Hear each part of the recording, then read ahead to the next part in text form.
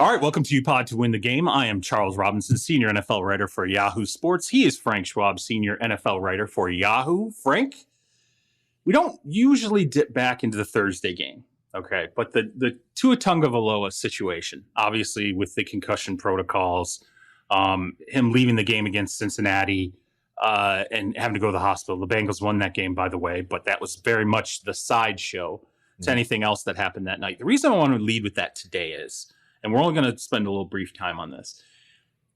I went and looked last week prior to the Tua injury on Thursday, the concussion on Thursday. The Sunday that Tua, we felt like he was concussed against the Bills in week 3, right? Remember that day? Yeah, it seems like years ago, but yeah. Seems like years ago. I went and looked. I found three players entered the concussion protocol and were not allowed to return to a game that Sunday. Obviously, he was not one of those. He entered the protocols, cleared them, and then he entered the back injury protocol. The back injury protocol, right? So I looked that up. The reason why I looked that up was because today, following all the angsty hand-wringing that's going on right now with the NFL and the pissed off NFLPA, the union saying, we want this investigated. They wanted things changed. The union's, as angry as can be about this. You got Congress that's diddling around now at this point. We know that the NFL and the NFLPA are going to come out with some quote unquote enhanced protocols. There's going to be some tweaks to this, right? And it sounds like it's going to be if someone exhibits the loss of gross motor function out on the field during the game, they're done. They're just going to be done. Like, we're not going to play with this anymore. We're not going to go through the hoops. If they exhibit the loss of gross motor function, or the gross loss of motor function, they're going to be finished. I bring this up because 12 players, 12 today in 8 games were benched in the concussion protocols. It went from 3 that Sunday that Tua was able to enter the Bills game to 12 today, including the Sunday night slate in which we see Cameron Brate, tight end for the Tampa Bay Buccaneers, appear to be not 100% right, re-enters the game, right? He hits his head again, hits it on Chris Godwin's knee, and then at that point he disappears, and we find out he's concussed. He's in the protocols. I think we got a little bit of a taste of what this could look like in a post-tweak world where there was a lot of, I think, attention and detail paid to this. I don't think anyone's going to come out and say, hey, we circulated a memo and we told the refs and we told the spotters and we told the neurologists and we told the team doctors and we told the teams, don't f*** around. If someone appears to be concussed, you do the right thing, okay? Make sure that this individual does not ultimately end up returning the game. I think that's how we ended up from 3 to all of a sudden 12. And it was in all manner of ways. The Giants game, which I think was really interesting, they had Tyrod Taylor, and then they had a safety that went out. Well, Tyrod Taylor, Carl Cheffers pulls him out and says, you're done. Like he pulled him out and took him off, said, you got to go through, medical evaluation. And the spotter, the NFL's concussion spotter, was the one who identified the safety and said, get him off the field.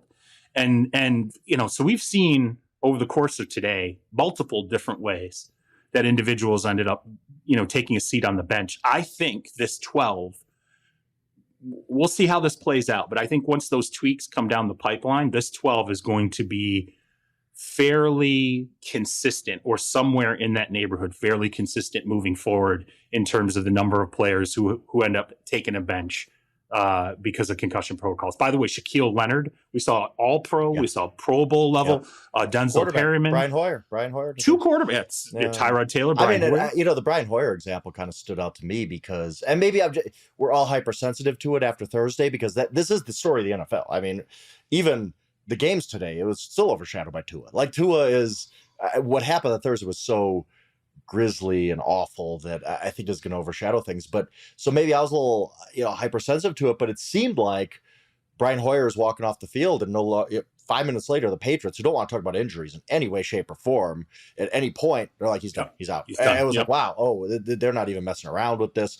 That's the one that stuck out to me. You're right. The other examples are great.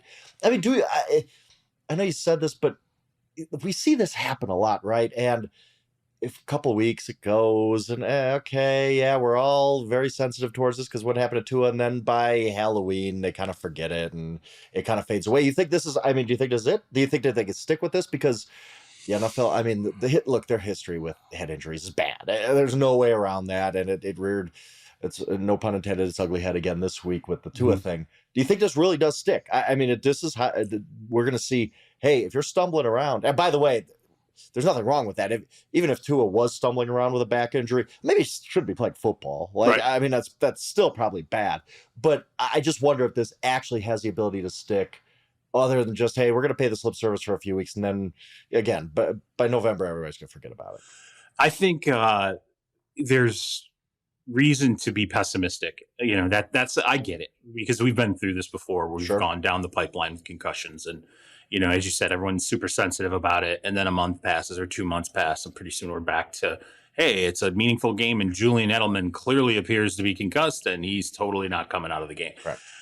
To me, I think that for us to see that this is real and lasting, it has to happen in the playoffs. And what I mean by that is the environment in which you see a wide receiver one stumble, or quarterback stumble, or pass rushing, 15 sack defensive end appears to this gross motor function, the loss of gross loss of motor function issue.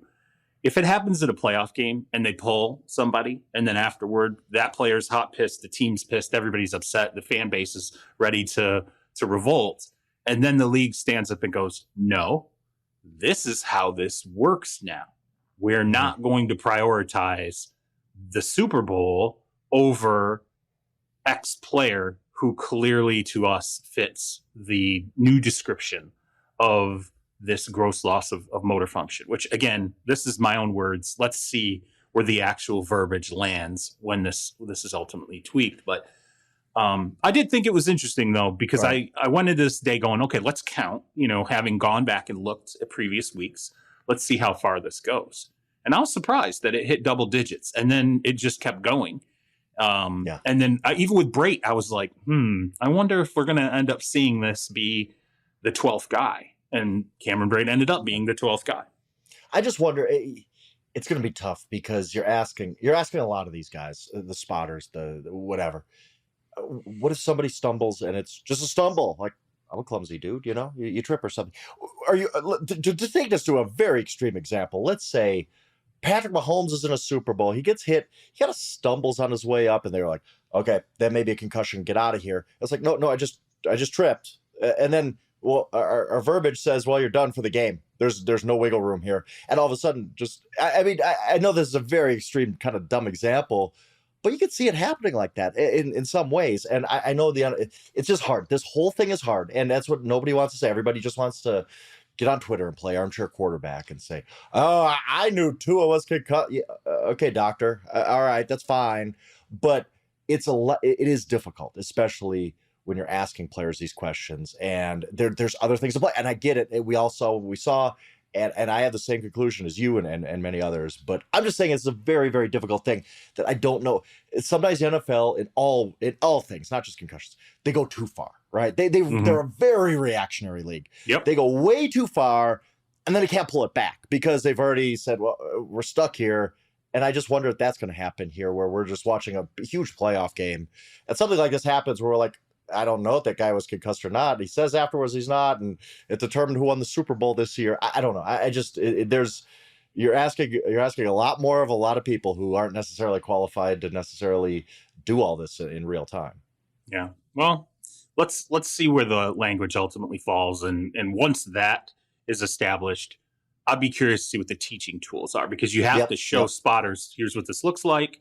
You have to show refs, you have to show medical personnel, and if the teaching tool is the Bills tape, like, okay, when a guy does this, when he gets up and shakes his head, example. If that's the threshold, if it's like, okay, guy's getting up, shaking his head, stumbles, falls to the ground, clearly is dizzy, is having problems, needs his teammates to hold him up. you're done. Like at that point, like if that's the threshold, yeah. I think a lot of us will be okay with it because a lot can fall under that. So, or at least not meet that standard.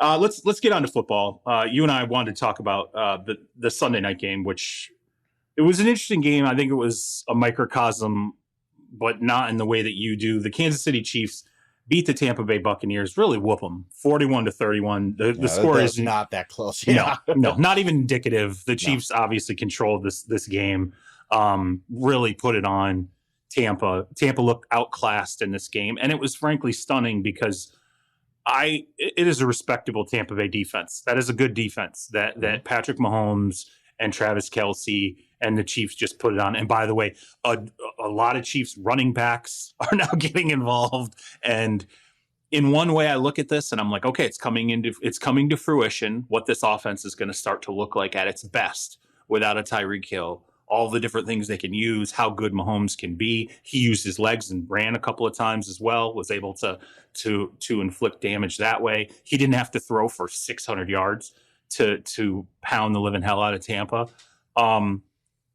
I want to hear you speak on it. I think I have a counter opinion to what you're going to say, but go ahead.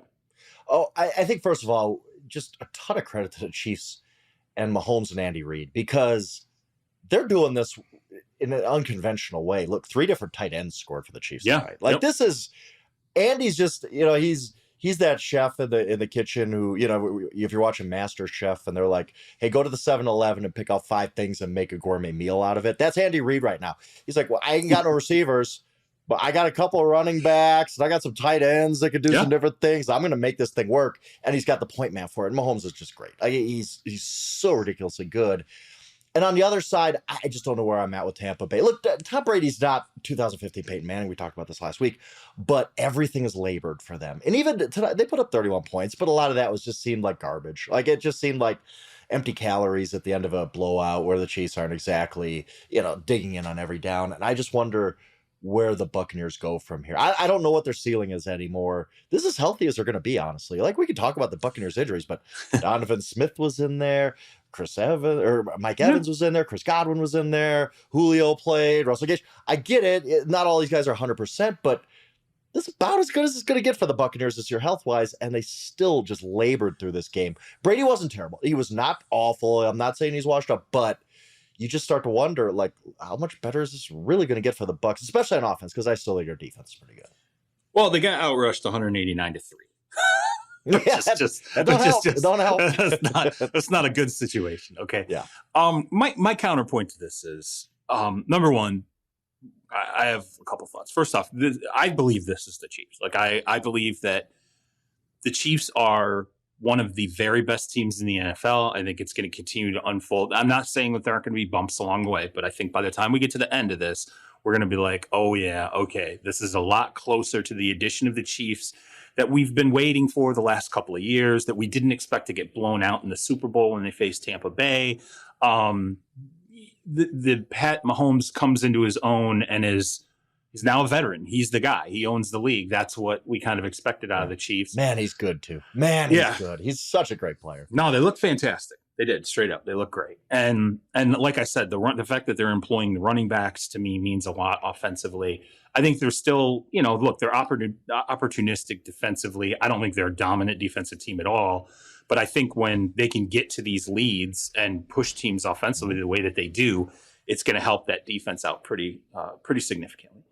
My counter argument to this with the Buccaneers is I think that this is a very valuable loss for them because I think it tells the Buccaneers, number one, I don't think Tom is done. Like I watched Tom tonight and to me, there's still plenty to work with there. He's still a top echelon quarterback in the NFL. I think offensively they can still score points. However, I think it's clear to Tampa Bay coming out of this game, we're completely outclassed here. Like we can't keep up with that team. Mm-hmm.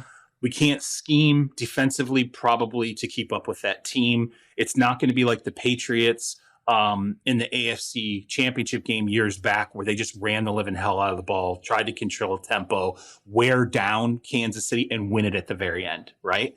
And so I think ultimately what this does for the Buccaneers is they can realize, okay, here are all the holes that we have.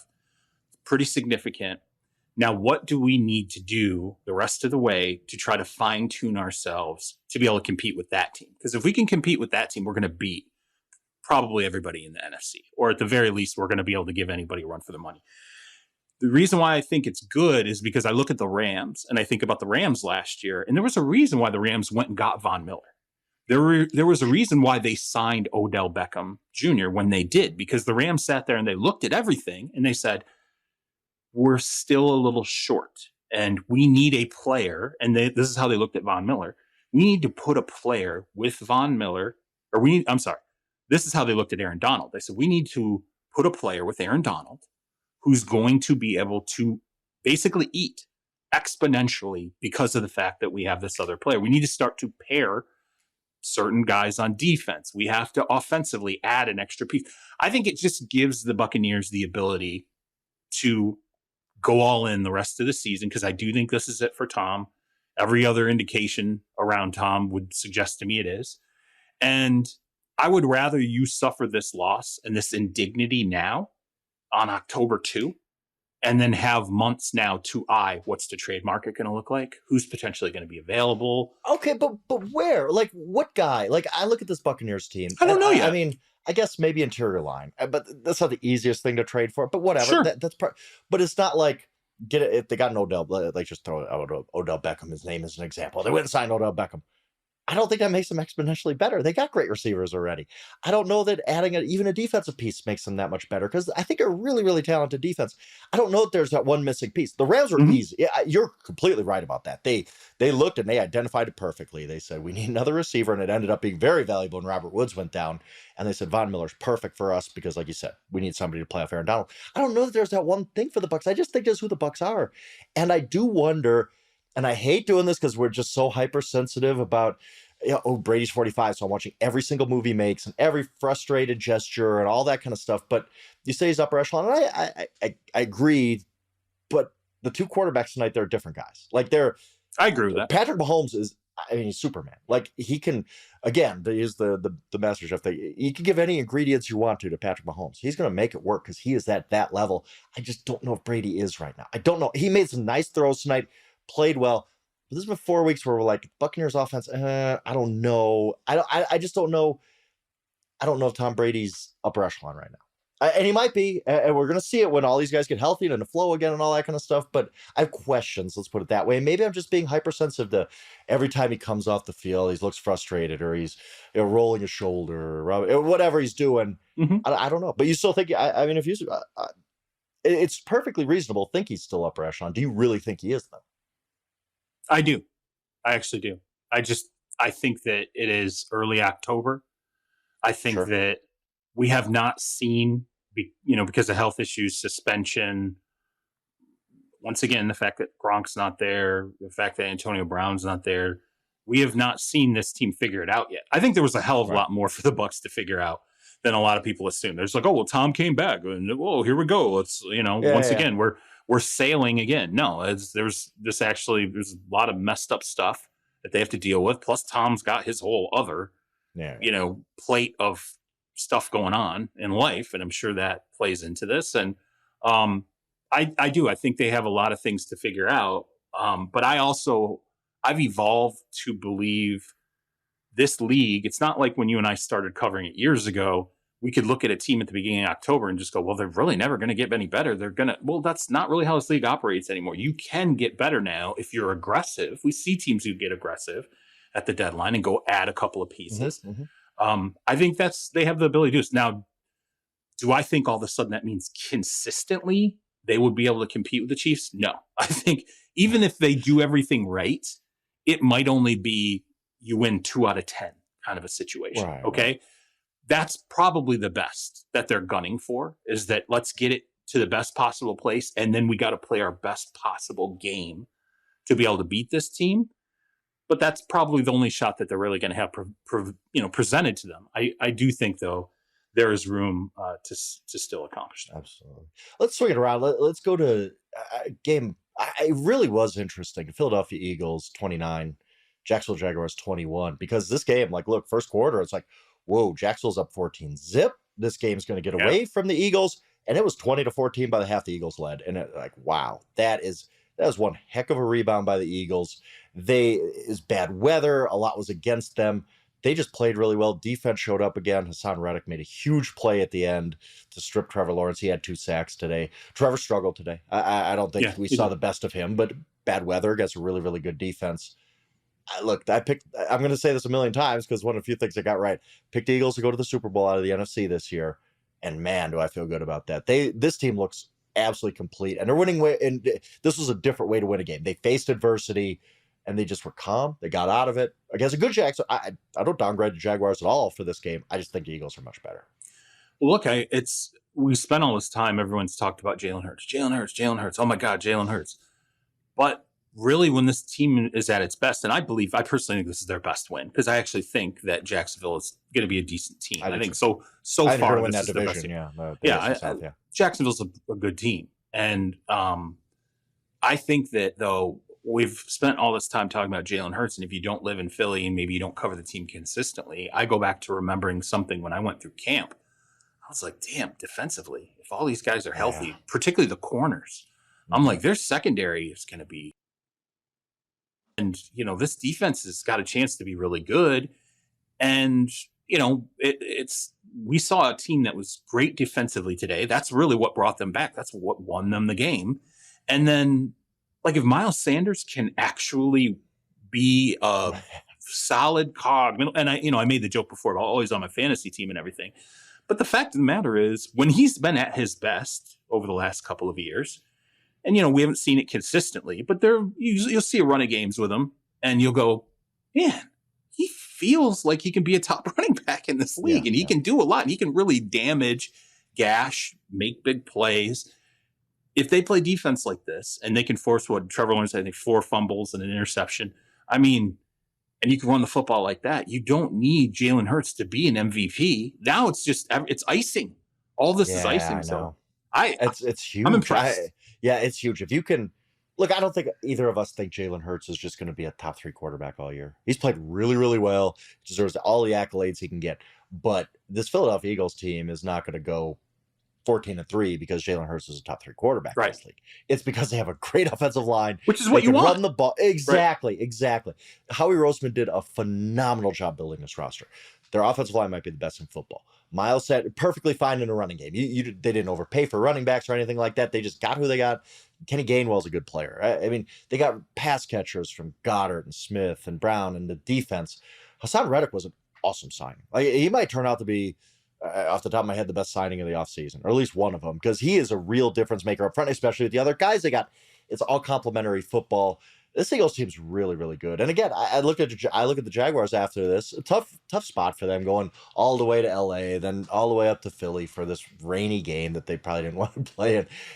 I don't downgrade them at all. I just think the Eagles are that good. The Eagles, to me, if you said they're the best team of football so far, I can't disagree with you that much, because it's all coming together for them. And like you said, they're much, much better when this defense playing at this level, which is a really, really high level these past few weeks.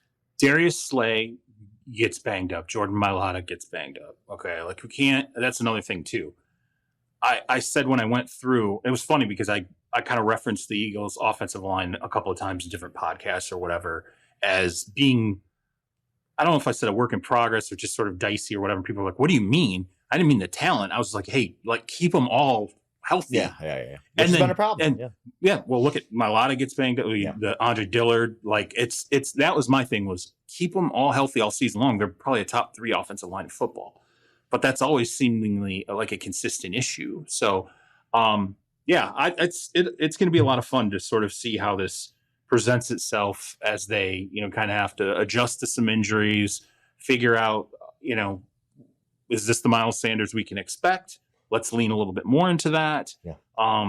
But where they are now, this was a measure stick game for me, and it's weird to say that with Jacksonville, but I respect Jacksonville. Mm-hmm. And I thought clearing away, seeing them dig out, and like you said, it wasn't the greatest weather game. Down 14-zip. I'm like, uh-oh. I was getting ready to write, honestly, for winners and losers. I'm getting ready to write, oh my God, here come the Jaguars. This is really, really impressive. And then it's like, oh no, Philly just flipped the script immediately. And that's a sign of a great team. Like that's a sign of a team. Hey, we're about 14 zip. We don't care. We're good enough to beat this team. And they sure did. They came all the way back. Really, really impressive.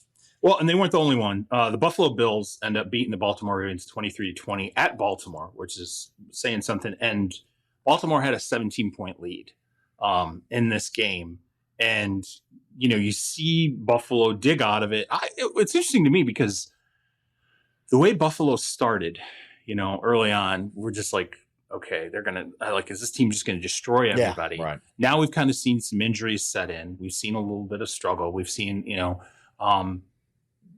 I think there have even been times where I've watched Josh Allen and been like, okay, well, how many picks were dropped this game? Is it like, where is he at? Is he going to be playing at this MVP level, or are some defenders going to start to catch some of these picks and create problems for the Bills? But I think this is another one of those, very much like Philly. It's a resiliency game. It shows that they have the ability to fall into a hole. I think I don't know what the stat was. I can't remember off the top of my head. It was something like it was like 30 some straight games where they had trailed 17 points. They'd lost, they lost 30 some straight games. Going back to 2011. Yeah. It was 3 of 2011. It was like insane. It was like an insane number. Yeah. And then, this is the biggest comeback, win of Josh Allen's career. He's never been, been down by 17 points and win. So, again, being early October, I think it's a good problem to have when you run into issues like this. Conversely, with Baltimore, the Ravens, it's weird. Dobbins comes back, okay, and I'm like, all right, they needed him, yeah. They need him. I think they need Edwards, who's on PUP. I think he's slated to come off. Well, I mean, I haven't checked the injury update on him, but obviously at the very least he was going to miss the first 4 games of the season. I think they need as many running options as possible. Defensively, the only thing about this game, we've kind of smacked at them, for things that happen defensively, and then Marcus Peters after this game gets into John Harbaugh's face.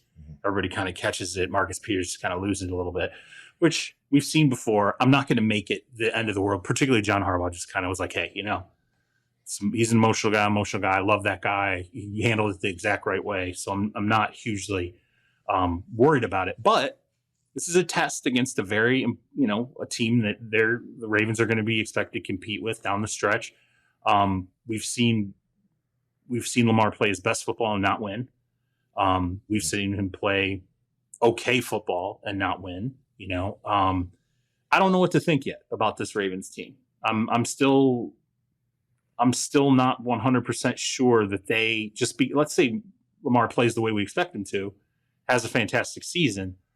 Well, Justin Herbert has had fantastic seasons for the Chargers and they haven't gone anywhere. I mean, I'm like, that's my question. Is that what this is going to be? This is going to be like an 8-9 team with Lamar just balling out and putting up great stats, but they have issues defensively, and so they just can't ever get over the hump. Or where is the consistency going to come from? And it's been tough for the Ravens. I mean, yeah, they've been up and down. I still think they're good. I really do. I still think they win that division. Lamar is just a force of nature. I mean, he's a great player. First of all, with the Bills, the stat I led winners and losers with was, and we've talked about this over the last 2 years. Before this game, the Bills were 0-7 in games decided by 7 or less. So I thought it was really, really important for them to win a game like this, just to have that confidence where they're great front runners. They get up by 17, you're done, lights out, it's over. I get that. To win a game like this, we're down 17 in a rain, and Josh Allen did not play well in this game. This was a semi over my dead body game, to quote Therese. Josh Allen willed them to this win. I mean, he made plays with his leg. It was ugly, and he found a way, and that's something we had not seen from Josh Allen. So to get that rep in a game that you're down 17 against what I think is going to be a very good Ravens team, I thought was really, really important for this Bills team going forward. You need to win in different ways. They won this way. This is not them beating the Titans by 60. This was, hey, we're down 17 on the road. We got to figure out a way to do this. And they finally did. The first time really in the Josh Allen era they've done this. With the Ravens, I think we got to talk about the 4th down call, right? Like, that's why Marcus Peters was so mad. Right. Yeah. I guess that's a speculation. And John Harbaugh's like, okay, so it's I believe 4th and goal to 3-yard line, tie game. John Harbaugh, he's got the greatest kicker in NFL history, in my mind, Justin Tucker, but he goes for it. Lamar just doesn't see things quickly. And he just kind of throws a desperation interception in the end zone. Bills obviously come down, kick a field goal.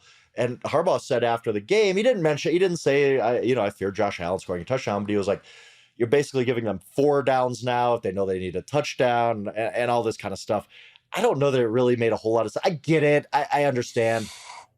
It's one of those where the old school guys will be like, got to take the points there. The new wave guys will say you got to go for touchdown. Where did you land on that? Because I still don't really know if I think that was the right call or not. Well, what stood out to me was I think that pick that he threw is throwing it toward Duvernay, right? And like, no offense to Devin Duvernay, who I think has been a really good player for them. I mean, he's great kick returner. I think he's paid dividends as a receiver, which I think some people are surprised at. Got a lot of speed, but I still look at a situation like that. Okay. And, when I think of Mahomes, okay, you lose Tyreek Hill, but you got Kelsey. Like, everybody needs that ace. And I know I've always thought, hey, it's Mark Andrews, always going to be Mark Andrews. There's a period there where I thought he was going to be the best tight end in football. And like, it was on the verge of it. And I was like, once he breaks through, it'll be like this 4 or 5 year period of dominance. Hasn't really gotten there. He has games where you're like, oh my God, it's amazing. He's really good though. He's really good. I'm not saying he's not really good, but I think I don't know why I can't get over this need to pair Lamar with like top shelf, absolutely dominant like type of player. Like whether you go out and draft, let's say, and this is just throwing stuff out there, but like, you go out and you draft Kyle Pitts for a reason if you're the Atlanta Falcons, because you think that guy is going to be one of the top 2 or 3 players. And when we have a 4th down situation in a game, we got to win, and the play breaks, and Lamar's got to throw it up to a guy. I want the 6'6" freak running out there and grabbing this. I want Mike Williams paired with, Justin Herbert. I want some 50-50 monster. And that's kind of what I want for him. I want like a 50-50 monster that I feel like he just really doesn't have. And I know I keep hearing people say, well, it's not how it's built, or, he doesn't need that or whatever. I disagree. I think he does. And that play stuck out to me. It wasn't even about the decision. Gotcha. It was like, you get stuck in this bad situation.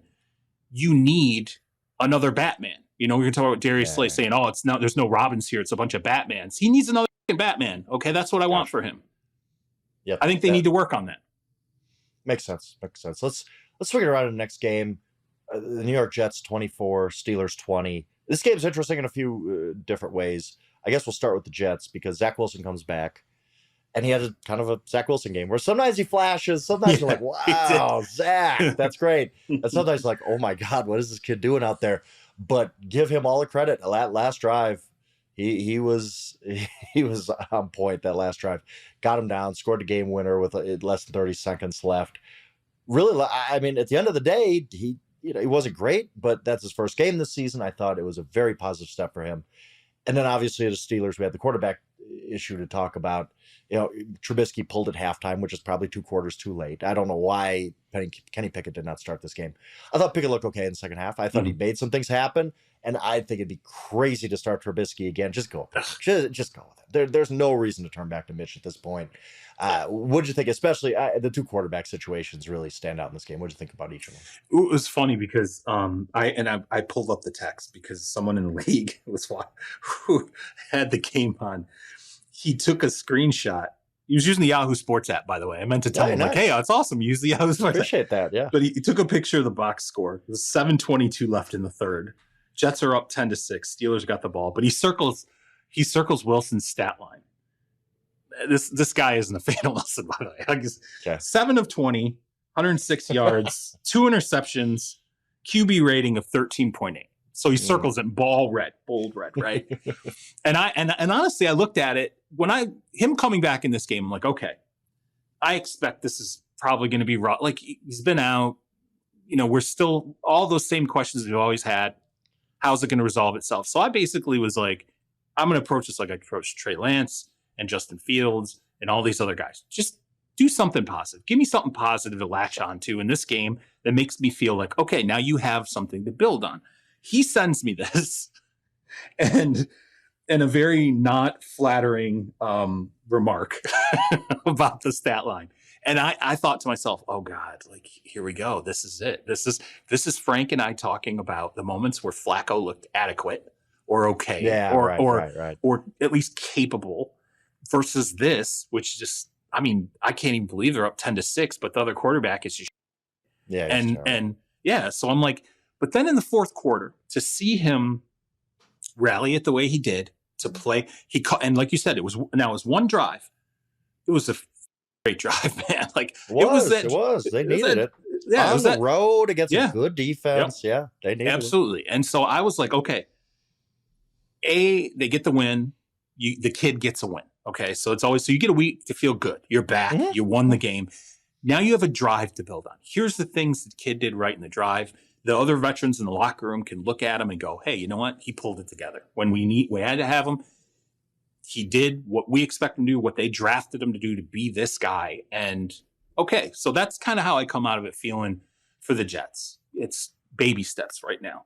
Yeah, right. The Steelers, I'm with you. The one thing, it's funny because some people are going to look at Kenny Pickett's stat line. They're going to go, they're going to do the box score scout thing. They're going to go, what the like, this isn't a couple the touchdowns aren't, where's the throwing, the Pittsburgh guy that's, just blowing up the box score. The thing I liked about him was he just looked completely, he walked in like he had been starting before. He walked, he just seemed completely in his element the second he got in there. He didn't seem flustered. Honestly, Zach Wilson, there were times where I'm like, oh my God. He does not seem to be handling this pressure well. Pickett didn't even seem like it bothered him. He seemed good. It felt like he'd been the starter all season long. I thought he did some positive things, and I was with you. By the end of the game, I'm like, they can't ever go like this. Right. This you agree with me, right? They 100%. Can't go back right now. Yeah. No way. No, he's the guy. I think you gotta just see what you got, because again, the only downside is if you think Kenny Pickett's just going to be ruined because he's not ready. And that's legitimate, but don't do it because you're we're worried about our quarterback play. Your quarterback play was already in the dumpster. They were getting nothing out of your quarterback. No, you're not going to lose anything. You're not. It's not going to be worse. I feel bad for Trubisky. Honestly, he had this great opportunity to kind of get back on the radar as a guy. Hey, maybe he could be a Marcus Mariota, where we could patch it together for a year and he gets another chance to start. I think these past 4 games have just tanked all that. Trubisky's best case is a long-term backup in the league, and even that I'm not sure about. It's been really, really ugly. And now Kenny Pickett comes in, and I think he's the guy the rest of the way. There's no turning back. There's really no reason to. Let's look at the next game. My mom was at this game, Charles. The Green Bay Packers win 27-24. My mom, first NFL game she ever went to. She's texting me the whole game. Wow, yeah, she'd never been. She's a nice Wisconsin woman, but never been to Lambeau Field. Went to the Packers-Patriots game and saw a really interesting game. Not the prettiest game, but 27-24. Packers win. Final play of overtime. Oh boy, the Patriots. You got to come away. Look, the Packers got kind of an ugly win. Whatever. We'll talk about that in a second. Patriots are 1-3, and they're down the Bailey Zapp. Is it Zappy? Zappy. I think it's Zappy. Okay, all right. Listen, Zappy does ride with Slappy. By the way, I'll just tell you that. Yeah. I'm just repeating what I heard, because until he went into this, I think I vaguely remember people mentioning him before, because Stidham got dealt. Yeah. And so when Stidham ended up getting traded to the Raiders, that was sort of wait, who's the developmental guy or whatever.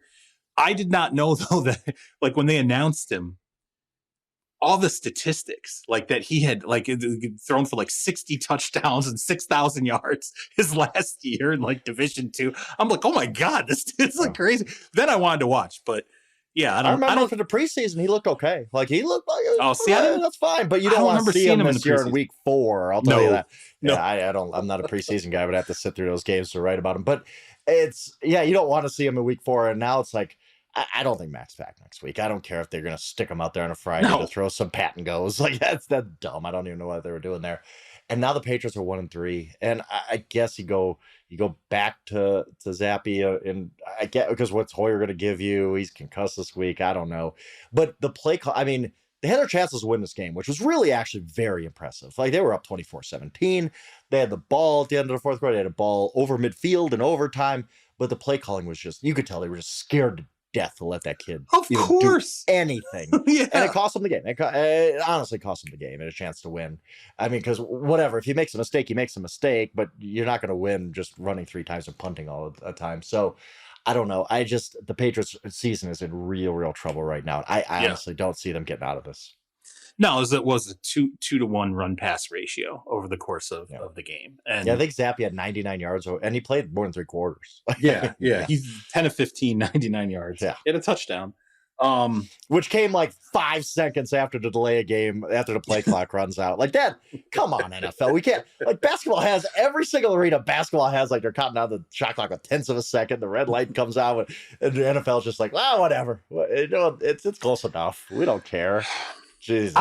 I'm curious to see now where this goes with the Patriots, because I'm with you. There's a chance Hoyer doesn't play, which means this kid plays next week. I don't know what that looks like, especially when you're really not going to give him the opportunity to. Bill doesn't want turnovers, so this guy's not going to get an opportunity to turn the ball over. You're going to run it a million times. And I don't think, again, Mac Jones, I just feel like we'll see when he gets back, number one. And number two, I don't know. I mean, it might take him a while. I think you said at one point, you're like, that could go 8 weeks. I mean, it could take him 8 weeks to feel right again or whatever. Who knows? Bad injury, man. Yeah. So, this is the Patriots are in a tough spot right now. And they needed to win this game. And they had their shots. They really did. And they needed that's the weird. That's why I want to hear you talk about the Packers. Because honestly, if you had told me before the game, here's how this breaks down, I'm like, oh, wow, the Packers are just going to blow the Patriots out. And no, they didn't at all. I mean, I kind of felt like they had their hands full a lot of this game. I kind of felt at times like they got pushed around by the run game, to the tempo game. Aaron Rodgers at times. I thought it was funny when Christian Watson, he scores a touchdown, but it was just hilarious that they're like, here, we're gonna hand you the ball. like I'm like, we can't really drop that. They're gonna take advantage of a skill set, but they're like, let's make sure we're as close as possible to him when he gets the ball. I don't know how to feel about this. It felt like a game that, given the circumstances, Green Bay should have blown them out. And they didn't. Yeah. And does that a little concern you? Yes, because I mean, last week it's kind of the same deal. Totally different opponent, obviously, but they're at Tampa Bay, and the Buccaneers cannot move the ball. They just can't. And you're like, okay, here's where we talked about this on the podcast last week. Here's where the Packers put the Buccaneers away. Okay, here's where the Packers. And it just they could not step on their throat and put it away. And different than this week, obviously, but it's the same thing where it's like, okay, Rodgers getting the ball. This is it. They're going to march downfield, and and they can't get it done. They can't get it done. Finally, they did at the end, and great for them. I mean, it's look, 3-1 is hard in the NFL. We're seeing that over and over. I don't want to be too critical of them being 3-1 right now, but this doesn't seem like a team that's just going out and just going to dominate this season. It seems like it's going to be a slog for them. I mean, in most weeks, that's how it feels. Kind of an ugly win. This was an ugly win where you're just like, you really couldn't put away Bailey Zappi? Really? Like, come on. Like, and by the way, absolutely crazy. Like, when Rodgers throws a pick six at the end of the first half, we start talking like, how many of those has he thrown in his career? And it's got to be, he's been playing, 15 years now. It's got to be a lot. No, 4 times. 4 times in his career with 7,200 passing attempts, he's thrown a pick six. That is unbelievable. Of all the great stats of Aaron Rodgers' career, that's one of the most craziest. 4 pick sixes. It's over 7,200 passing attempts, but they overcome it. They win, and they'll figure out their issues on another day. But this doesn't look like your kind of classic dominant Packers team. They're going to have to grind out a lot of these.